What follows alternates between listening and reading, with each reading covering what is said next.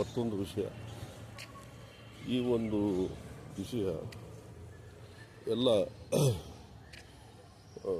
ಮಕ್ಕಳಲ್ಲಿ ಬೇಕಾದದ್ದು.